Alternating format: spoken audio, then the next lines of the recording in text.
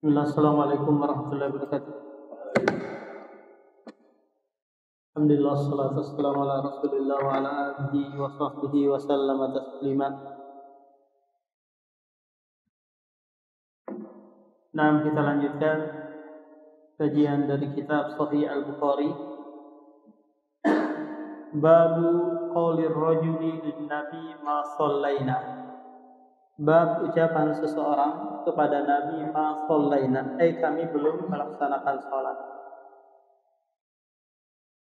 Haddatsana Abu Nu'aim qala haddatsana Syaiban an Yahya qala sami'tu Aba Salamah yaqulu akhbarana Jabir bin Abdullah anna an-nabiyya ja'ahu Umar bin Khattab yaum al-Khandaq. Kata Jabir bin Abdullah bahwasanya Umar mendatangi Rasulullah pada perang Khandaq.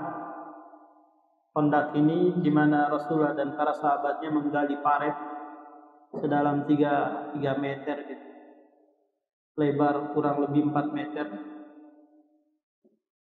Untuk apa? Untuk menghalau serangan kaum musyrikin dari Mekah dan dari berbagai penjuru. Ini merupakan usulan dari Salman Al-Farisi, karena di negaranya tentara-tentara Romawi Persia biasa menggunakan taktik seperti ini, menghalau pasukan untuk apa? Dengan membuat parit. Dan ini diterima oleh Rasulullah, dan dengan taktik seperti ini berhasil, sehingga dengan mudah pasukan musyrik dibantai ketika mereka masuk ke dalam parit. Nah, karena kesibukan, para sahabat sampai lupa mengerjakan sholat asar. Faqala ya Rasulullah, wallahi ma kitu an usolli hatta kadati syamsu tagrub. Demi Allah, kata Umar, aku hampir-hampir belum sholat sekarang sampai matahari tenggelam.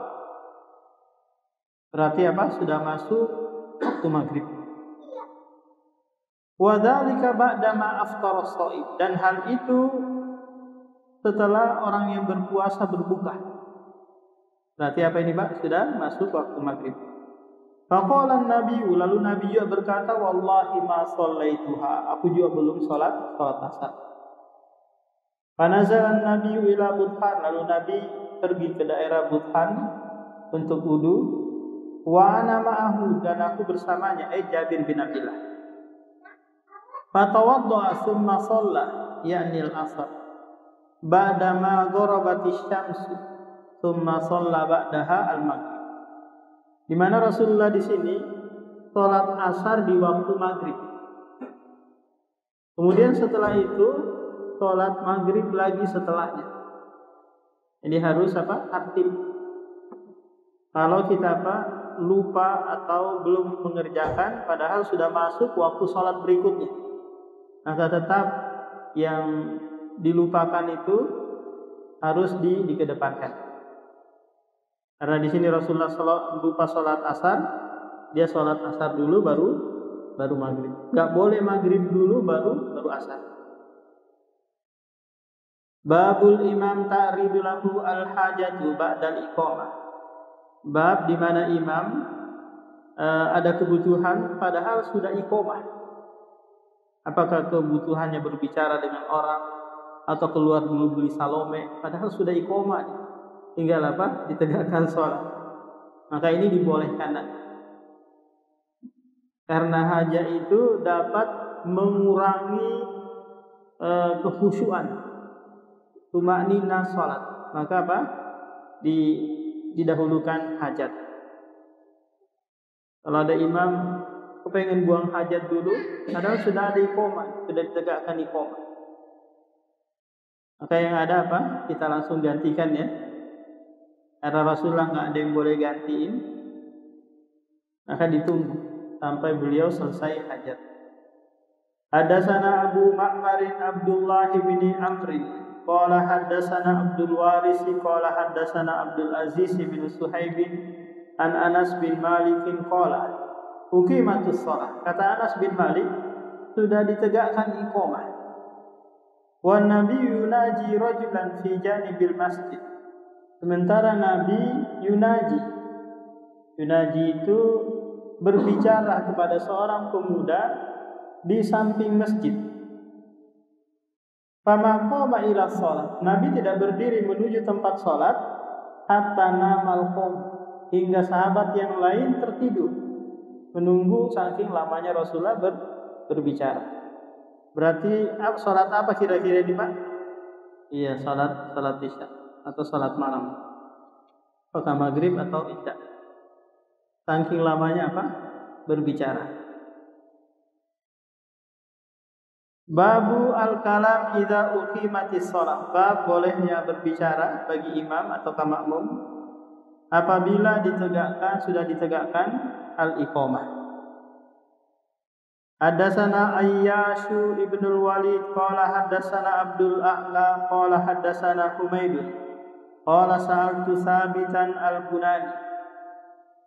Sabit al-Bunani seorang tabi'in, merupakan murid senior dari Anas bin Malik. Anir rajuli yatakallamu ba'da ma tuqamus shalah. Jadi ada seorang tabi'in bertanya kepada tabi'in tentang seseorang yang berbicara sementara iqamah sudah ditegakkan. Fahaddatsani Anas bin Malik. Lalu Anas menceritakan kepadaku, kepada Sabit bin Bunani. Qala uqimatis shalah fa'arada lin nabi rajulun fahabasahu ba'da ma uqimatis shalah. Waktu itu kata Anas, sudah ditegakkan iqamah nih. Lalu ada seseorang mengajak Rasulullah berbicara, lalu dia tertahan sampai menyelesaikan dulu urusan laki-laki tersebut. Padahal sudah diiqamah, sudah diiqamatis shalah. Babu wujubus sholatil jamaah. Bab wajibnya sholat berjamaah. Sholat berjamaah di masjid. Ini ada dua permasalahan di sini. Sholat jamaahnya dan sholat berjamaah di masjid bagi laki-laki. Nah, sholat berjamaahnya sendiri para ulama berselisih pendapat tentang hal ini. Kalau mazhab Syafi'i menganggap bahwa sholat berjamaah itu afdol, lebih utama. Karena memang di hadis-hadis yang datang menyebutkan afdol, lebih utama daripada sholat sendirian. Nah, kalau ada kata afdol berarti masih ada fadlun. Tampak? Kalau perawan itu lebih utama daripada janda, maka janda masih ada keutamaannya, kan Pak Iman? Cuma lebih utama perawan, ya kan Pak? Nah, sholat berjamaah itu lebih utama, berarti sholat sendirian masih ada keutamaan. Nah, ini pendapat mazhab Syafi'i dengan zahir hadis yang akan datang nanti penjelasannya. Nah, adapun mazhab Hambali menganggap bahwa sholat berjamaah itu wajib. Nanti karena Rasulullah lebih mengutamakan meninggalkan sholat berjamaah ya daripada ngurusin orang-orang yang nggak ikut sholat berjamaah. Dia lebih utamakan ke sana, nyari rondain siapa nih sholat berjamaah, saya bakar rumahnya. Ini dalil menunjukkan bahwa sholat berjamaah itu wajib. Sholat berjamaah itu wajib kata mazhab Hambali. Nah, sekarang sholat berjamaah di masjid. Karena permasalahan sebelumnya sholat berjamaah ini bisa nanti dikerjakan di rumah, bisa dikerjakan di kantor, bisa dikerjakan di lapangan, bisa kita safar mungkin, bisa kerjakan di kapal.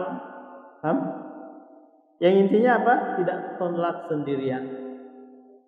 Nah, permasalahan berikutnya adalah sholat berjamaah di masjid, terikat dengan tempat, yaitu masjid. Apakah ini wajib ataukah sunnah. Nah, ini juga kembali kepada permasalahan berikut. Ada yang mengatakan wajib, ada dia yang mengatakan sunnah. Jadi kita tidak boleh memaksakan, oh ini harus begini dan begitu. Karena dalam qaidah fikih menyebutkan bahwa al-ijtihadu la yubtilu bil ijtihad. Pemahaman pendapat seseorang itu tidak boleh membatalkan atau memaksakan pendapat orang lain. Karena nasnya tidak zahir, tidak sori, maka kembali kepada apa? Ijtihad ulama yang memahami nas tersebut. Lantas bagaimana kita khuruju anil khilaf, keluar dari perselisihan? Ya sudah, keluar dari perselisihan maksudnya adalah Anda kerjakan sholat berjamaah di masjid. Kalau nggak sempat karena ada udzur, maka ya sudah, Anda sholat di rumah sendirian mungkin atau bareng dengan istri. Itu namanya Pak, khuruju minal khilaf, keluar dari perselisihan. Nah, Imam Bukhari lebih condong kepada pendapat wajibnya sholat berjamaah. Wa qala al-Hasan in mana'athu ummuhu anil isya fil jama'ati syafaqatan lam yuti'ha. Al-Hasan al-Basri berpendapat, ini ucapan beliau yang dinukil oleh Imam Bukhari, in mana'athu ummu, jika ibu seseorang menghalangi anak laki-lakinya untuk sholat berjamaah, sholat isya berjamaah di masjid karena rindu, karena sangat ingin bersamanya sesaat gitu, maka kata Al-Hasan bin Al-Basri, lam yuti'hu, nggak boleh mentaatinya, nggak boleh mentaatinya. Contoh gambarannya gini Pak, ibu kita baru datang nih dari luar kota, dari kampung gitu. Tiba pas waktu apa? Waktu sholat isya, panggilan sholat isya berjamaah di masjid. Kita mau kepengen ngobrol dulu kan, lama gak ketemu dan seterusnya ya. Kemudian ibu kita, sudah nak di sini dulu nak, lama kita gak pernah ketemu. Maka kata Al-Hasan Al-Basri, gak boleh ditaati. Kenapa? Karena tatkala Abdullah bin Mas'ud bertanya kepada Rasulullah, ayyul a'mali ahabbu ilallah, amalan apakah yang paling dicintai oleh Allah? Maka kata Rasulullah, as-salatu ala waktiha. Tsumma ayyu, kemudian apalagi birrul walidain, kemudian berbakti kepada kedua orang tua. Jadi salat di waktunya, berjamaah di waktunya, ini lebih diutamakan daripada berbakti kepada kedua orang tua. Apa? Ini sisi pendalilan. Kalau Anda menganggap sholat berjamaah itu wajib, tapi kalau Anda menganggap sholat berjamaah itu sunnah, maka mengedepankan berbakti kepada kedua orang tua. Pernah dengar kisahnya Juraij, yang dia sedang sholat sunnah, kemudian dipanggil oleh ibunya, tapi dia nggak peduli kan? Dia nggak peduli. Akhirnya apa? Ibunya mendoakan, engkau tidak akan mati kecuali engkau akan difitnah oleh perempuan. Akhirnya benar, dia difitnah, doa ibunya dikabulkan, dia difitnah dengan perempuan, di mana ada seorang pelacur mengaku bahwa Juraij yang menzinainya, yang menyetubuinya. Akhirnya orang-orang kampung menyerang mihrab tempat ibadahnya Juraij. Akhirnya dia dihancurkan. Ternyata setelah melahirkan anak perempuan ini, ditanya anaknya ini, karena Allah berikan kesempatan untuk berbicara. Dia mengatakan bahwa ayahku bukan Juraij, ya si fulan itu. Akhirnya mereka membangunkan lagi kembali tempat ibadahnya Juraij. Apa yang diambil pelajaran di situ? Bahwa ketika Anda seorang anak yang sedang melaksanakan sholat sunnah, kemudian orang tua kita ada kebutuhan, maka sholat sunnah ditinggalkan. Paham Pak? Karena wajib lebih didahulukan daripada sunnah. Nah, ini permasalahannya wajib dengan wajib. Salat berjamaah wajib, berbakti juga ke orang tua wajib. Maka yang lebih tinggi wajibnya apa Pak Iman? Nah, kalau Anda menganggap ini wajib. Hadatsana Abdullah bin Yusuf qala akhbarana Malik ibni Anas an Abi Zinad Zakwan anil A'raj an Abi Hurairah anna Rasulullah qala walladzi nafsi biyadi. Kata Rasulullah, demi zat yang jiwaku berada di tangannya, laqad hamamtu, sungguh aku kepengen banget, an amura, memerintahkan seseorang, bihatabin fayuhtabu, mengumpulkan kayu bakar gitu, tsumma amuru bis shalah, kemudian aku perintahkan orang lain mengimani salat berjamaah, fayu'adzanu laha, tsumma amuru rajulan fayu'ammun nas, tsumma ukhalifu, kemudian aku selisihi, aku tidak ikut salat berjamaah. Untuk apa ini? Ila rajulin, untuk menjumpai orang-orang yang tidak ikut salat berjamaah. Fa uharriqu alaihim buyutuhum biha, aku akan bakar rumah mereka dengan apa? Dengan api. Lihat, Rasulullah ini rela meninggalkan salat berjamaah untuk apa? Untuk mencari orang-orang yang tidak ikut salat berjamaah agar rumah mereka dibakar. Nah, ini dalil yang kuat yang dipakai oleh Imam Bukhari dan ulama yang lain bahwa salat berjamaah itu wajib.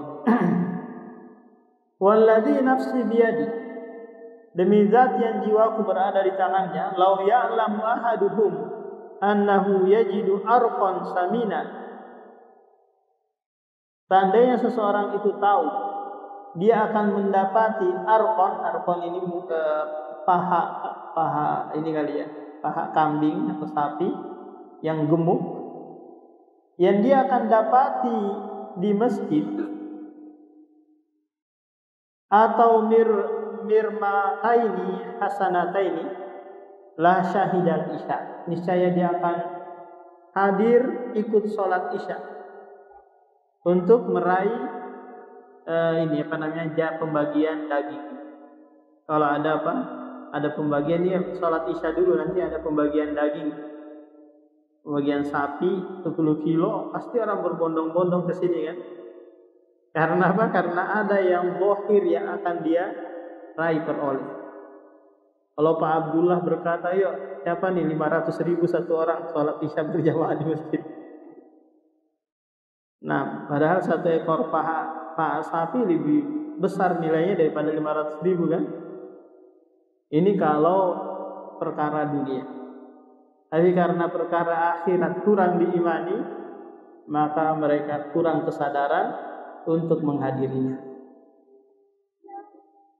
Babu fadli sholatil jamaah, bab keutamaan salat berjamaah. Fakana al-aswadu idza fatatul jama'atu dhahaba ila masjidin akhar, wa ja'a Anas bin Malik ila masjidin qala sulliya fihi fa adzana wa aqama shalat jamaah. Imam Bukhari membawakan dua asar. Asar itu Pak adalah sesuatu perbuatan atau ucapan selain Nabi. Apakah itu sahabat, tabi'in dan ulama setelah. Namanya apa? Asar. Ini dia sifatnya lebih umum. Di mana al-aswad apabila dia luput salat berjamaah, sudah habis salat berjamaah, dia cari lagi masjid yang lain untuk dia bisa menegakkan salat berjamaah. Dan Imam Bukhari juga mendatangkan asar dari Anas bin Malik. Tatkala dia pergi ke suatu masjid, padahal di sana sudah ditegakkan salat berjamaah, dia kumpulin orang, lantas dia azan, iqamah dan salat berjamaah. Apa pelajaran yang bisa diambil dari dua asar ini, Pak? Pelajarannya kembali kepada Anda kalau sekiranya Anda tidak dapat lagi jamaah. Pulang ke rumah atau cari masjid yang lain yang belum ditegakkan salat jamaah. atau kesini sendirian atau nungguin orang. Kalau orang lain sudah nggak ada datangi, panggil yang sudah sholat, temanin saya, biar bisa ditegakkan jamaah. Nah, yang sering terjadi yang seperti ini Pak, kalau masjidnya itu di pinggir jalan, atau masjidnya di bandara, atau di pasar, yang dimana orang silih berganti datang kan, dan pada umumnya juga masjid tersebut gak ada imam rawatib, siapa saja boleh jadi imam kan. Nah, ini tidak masalah.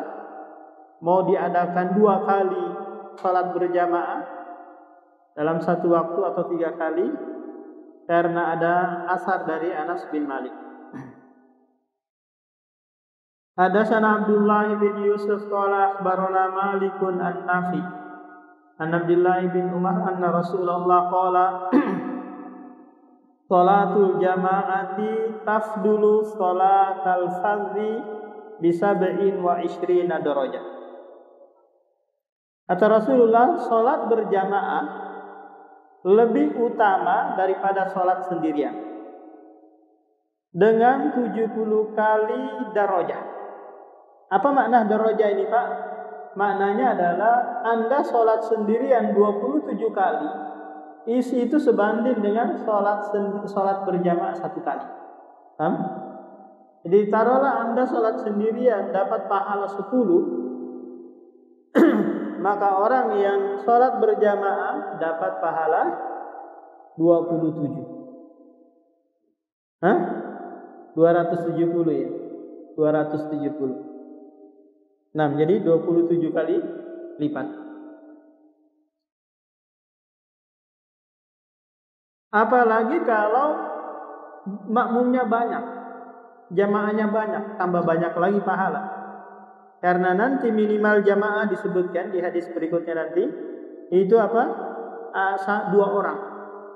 1 imam, 1 makmum. Hadatsana Abdullah bin Yusuf akhbarana Al-Laits. Hadatsani Ibnul Hadi an Abdullah bin Al-Khabbabi an Abi Sa'id Al-Khudri annahu sami'a an-nabiyya yaqul salatul jama'ati tafdulu salatil fardhi bi 25 darajah.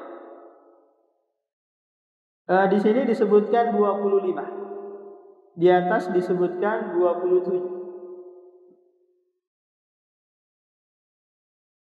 Hadatsana Musa bin Ismail qala hadatsana Abdul Wahid qala hadatsana Al-A'mash ay Sulaiman bin Al-Mihran qala sami'tu Aba Salim Zakwan yaqulu sami'tu Aba Hurairah yaqulu qala Rasulullah salatul rajuli fil jama'ati tudha'afu ala salatihi fi baitihi wa fi suqihi 25 difan.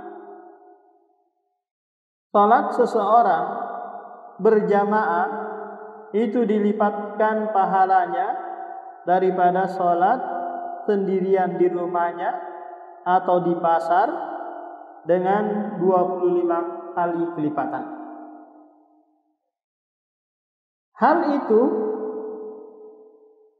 itu ini adalah alasan kenapa mendapatkan keutamaan 27 atau 25. Annahu idza tawaddaa, bahwasanya apabila dia wudu di rumah, fa ahsanal wudu, lalu menyempurnakan wudu, tsumma kharaja ilal masjid la yukhriju illa shalah, dia keluar menuju masjid,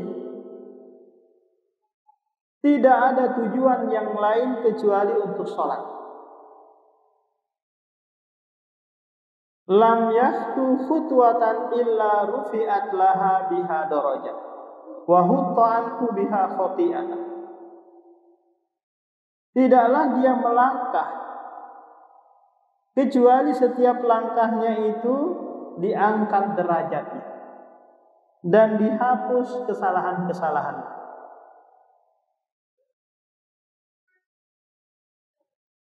Apakah ini ada kaitannya dengan sholat berjamaah?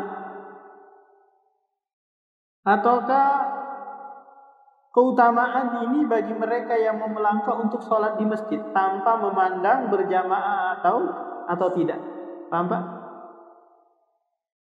Maka jawabannya adalah orang ini mendapatkan keutamaan melangkah karena alasan dia wudu di rumah tadi.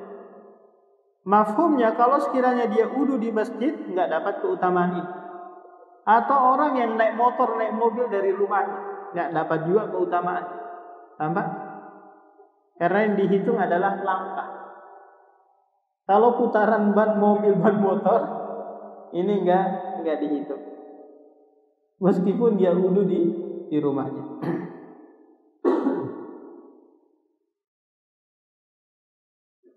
Lam yakhtu khutwatan illa rufiat lahu biha daraja wa khutta anhu biha khati'atan.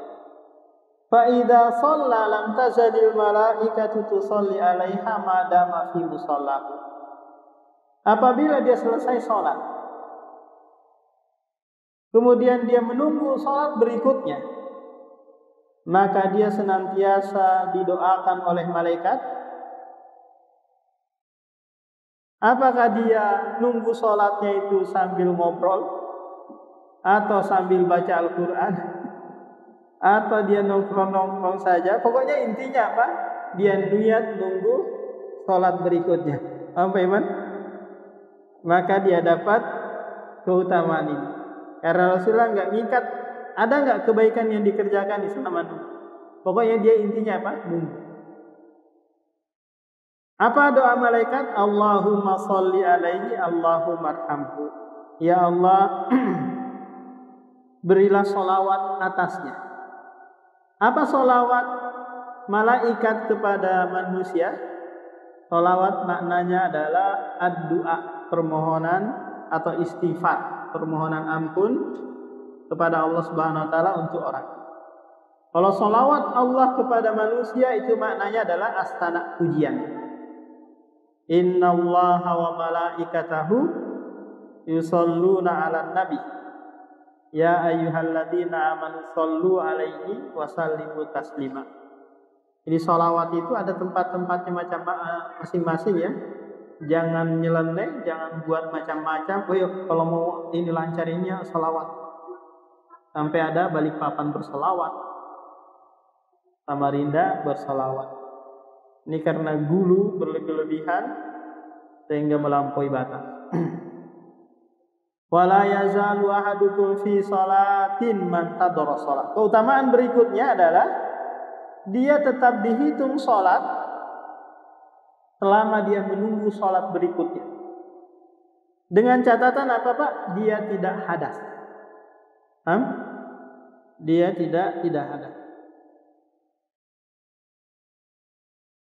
Jadi kita sebutkan dulu keutamaan orang yang pergi ke masjid untuk sholat berjamaah. Apa keutamaan yang pertama, Pak? Iya, langkah kakinya apa? Dihitung pengangkat derajat dan penghapus dosa-dosa. Yang kedua, yang kedua apa?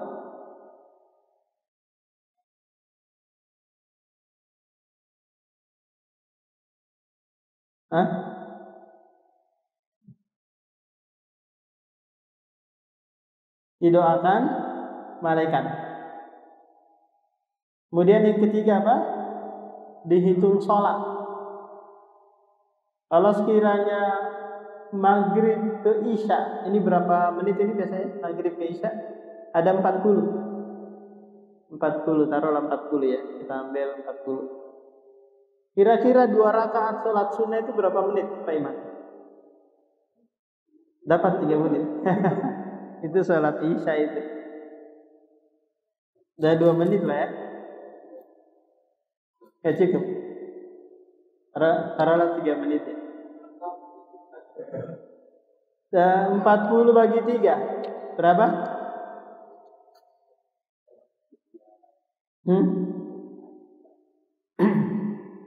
40 bagi 3 berapa?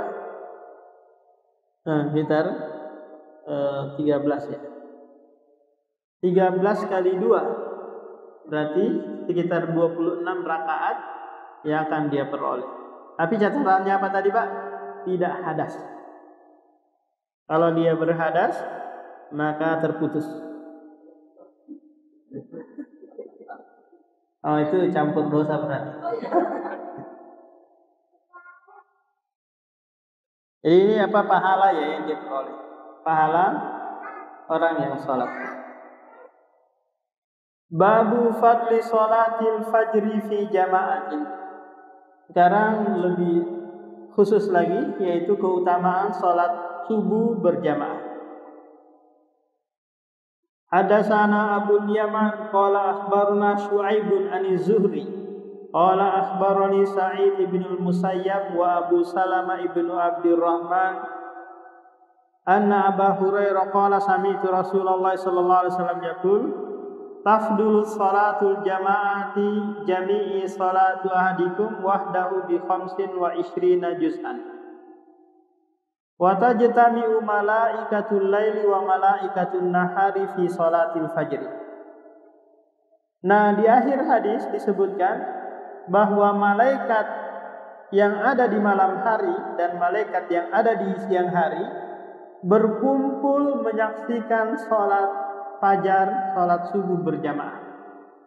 Nah, ini apa? Keutamaan tambahan bagi mereka yang ikut salat subuh berjamaah.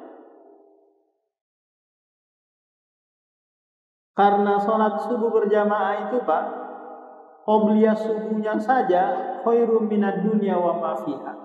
Lebih baik daripada dunia dan apa yang ada di antara keduanya. Apalagi sholat wajibnya. Sholat sunnahnya saja seperti itu, apalagi sholat wajib. Tsumma yaqulu Abu Hurairah faqra'u in syi'tum inna Qur'anal fajri kana mashuda. Jadi Abu Hurairah berdalil dengan firman Allah dalam surah Al-Isra, sesungguhnya salat fajar itu kana masyhuda, dipersaksikan oleh malaikat. Jadi salat kadang disebut dengan Quran, Quran kadang disebut dengan salat. Qala Syu'aibun wa haddatsani Nafi an Abdullah bin Umar qala tafduluha bi 27 darajah. Di sama. Haddatsana Umar bin Hafsin qala haddatsana Abi. Qala haddatsana Al-A'ma qala sami'tu Saliman qala sami'tu Ummi Darda taqul dakhala ayya Abu Darda'i wa huwa mughdabun. Faqultu ma aghdabaka faqala wallahi ma a'rifu min ummati Muhammadin syai'an illa annahum yusalluna jami'a. Jadi Ummu Darda, istri dari Abu Darda, masuk menjumpai istrinya sambil marah atau dalam keadaan marah. Lantas istrinya bertanya, ma aghdabaka, apa yang menyebabkan engkau murka?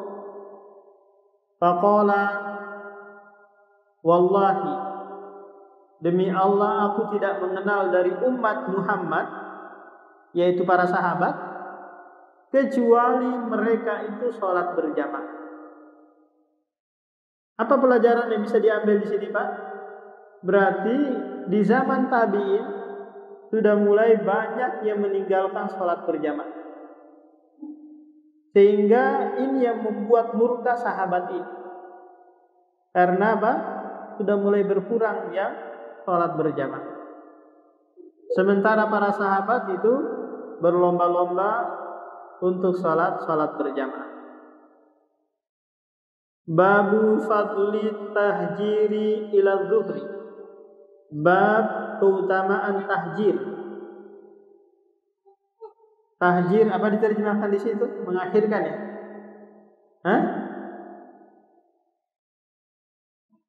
Babu fadli tahjir, bab keutamaan menyegerakan salat zuhur. Haddatsana Qutaibah an Malik an Sumayy Maula Abi Bakrin an Abi Shalih As-Samman an Abi Hurairah. Nabi Shalih. Anna Rasulullah qala bainama rajulun yamshi bi tariqin. Kata Rasulullah bahwasanya ada seseorang yang sedang berjalan di suatu jalan, wajada ghusna syaukin ala tariq. Lalu dia mendapati duri di jalan. Kemudian dia singkirkan. Akhirnya apa? Fa'akhkhara, dia terlambat salat berjamaah. Padahal tujuannya tadi ini dia berangkat ke masjid apa? Salat berjamaah. Di tengah jalan ternyata dia dapati ada gangguan. Kita tahu bahwa menyingkirkan duri dari jalan ini merupakan dari apa? Bagian dari iman. Fasyakara Allahu lahu faghfara lahu. Lalu Allah Subhanahu wa taala mensyukuri perbuatannya ini, lalu mengampuni kesalahannya.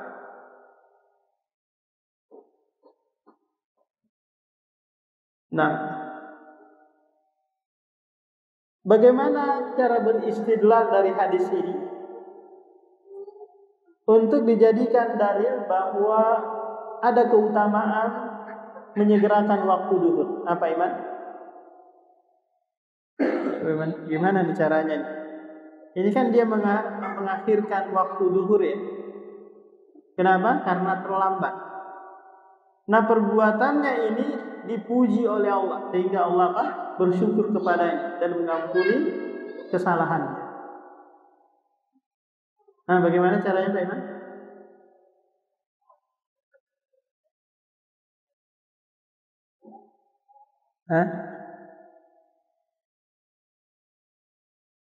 Jadi kebalikannya.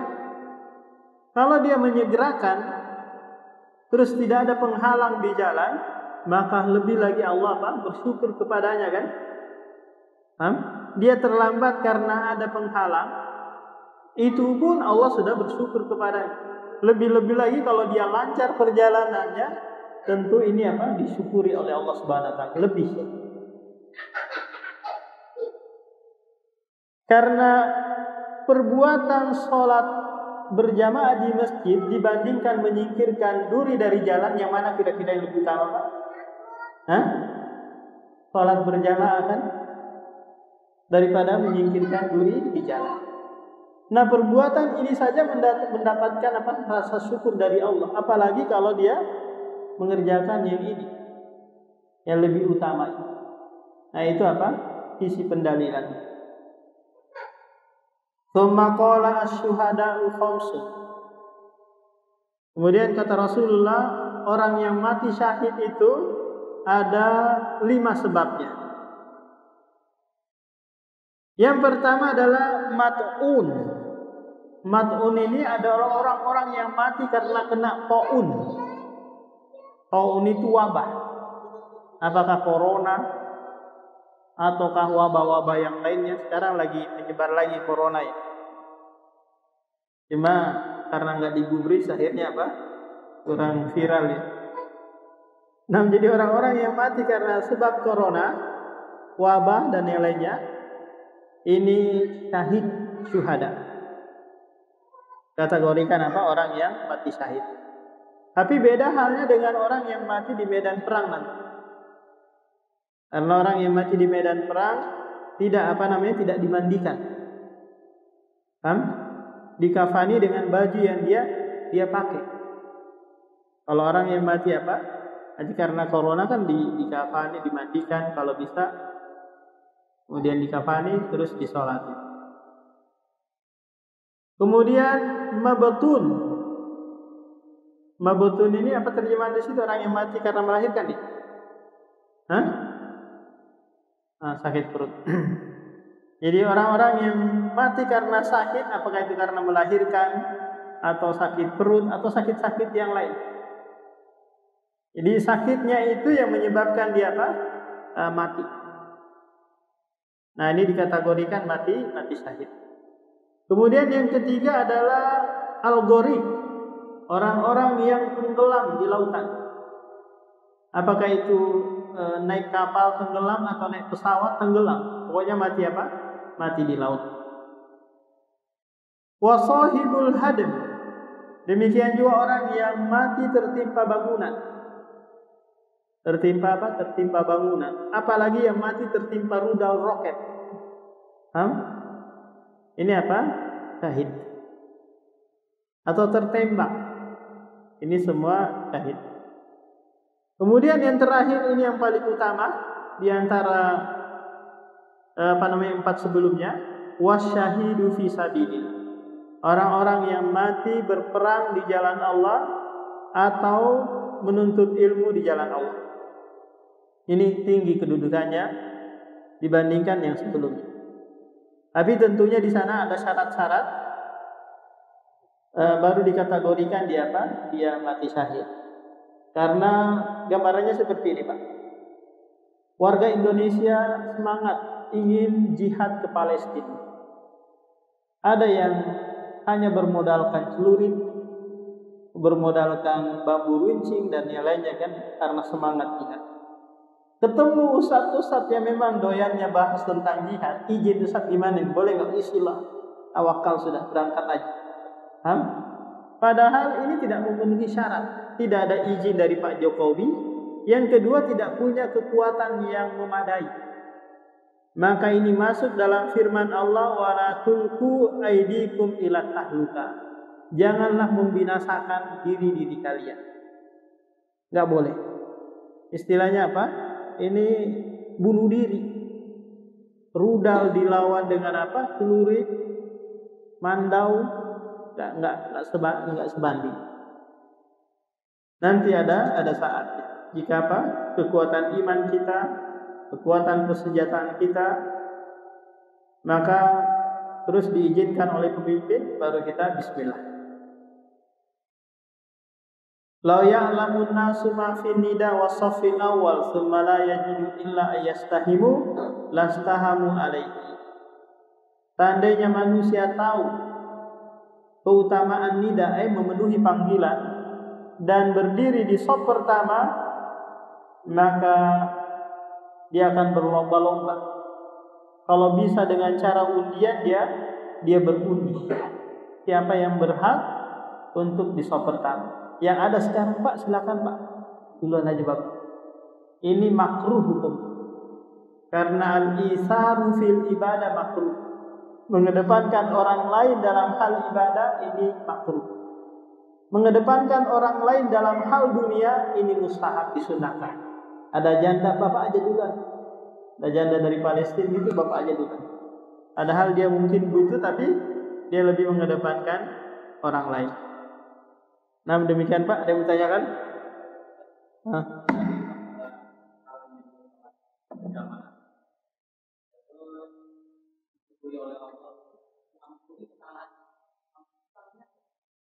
Iya, kesalahannya dia pasti ada dosa. Bukan telat. Ada kesalahan-kesalahan dia.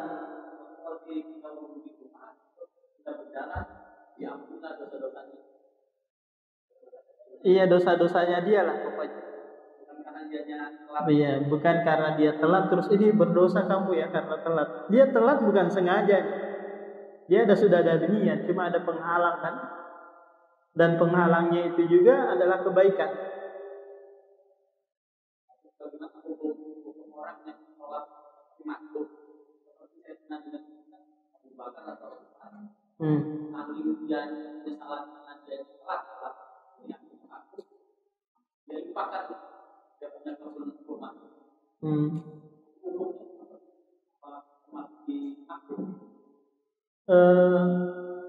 Jadi karena nggak tahu kalau itu ya, karena masbuk itu dia bagian dari usaha dia untuk menghadiri kebaikan. Cuma karena mungkin ketiduran atau karena ada urusan lain gitu, akhirnya dia masbuk. Di kalangan para sahabat itu banyak juga yang masbuk, cuma nggak dicela oleh Rasulullah. Di antara contohnya adalah Abu Bakar, yang dia masbuk sampai ruku dari pintu. Dia masbuk ruku dari pintu. Setelah selesai sholat, Rasulullah enggak mengatakan kenapa engkau Abu Bakar masbuk. Enggak. Dia hanya bertanya manista'i, siapa yang tergesa-gesa sampai suara ngah-ngah-ngahnya kedengaran. Paham? Setelah itu kata Abu Bakar, ana ya Rasul. Apa kata Rasulullah? Zadakallahu hirsan wala ta'ud. Semoga Allah menambah semangat bagimu, jangan kamu ulangi. Apa itu? Masuk ke dalam masjid dalam keadaan tergesa-gesa. Hadis-hadis sebelumnya pada pertemuan yang lalu kita sudah sebutkan, fama fatakum fa'atim. Apa saja yang luput dari kalian berarti dia masbuk ini kan? Maka kata Rasulullah fa'atim, sempurnakan. Berarti orang-orang yang menyempurnakan dia kurang, dia masbuk di 2 rakaat atau 3 rakaat. Nah itu tidak dicela perbuatan. Zaman jahiliyah kadang-kadang kita pernah meninggalkan masbuk dengan sengaja. Memang sudah habis, mereka lagi aja ngobrol, tapi belum masuk. Oh, soalnya panjang nanti. Nah, ketika kita mau start aku baru masuk. Dia anggap bahwasanya kan minimalnya dulu kan dapat berjamaah. Dia sengaja kita rukun membaca Al-Fatihah. Dia sengaja tinggal. Dia sengaja ya. Dia tinggalkan. Ngobrol aja, aku dia main HP atau apa gitu. Hah? Iya. Sengaja dia sebenarnya dia bisa masuk, ikutin rukunnya kan. Tapi dia sengaja.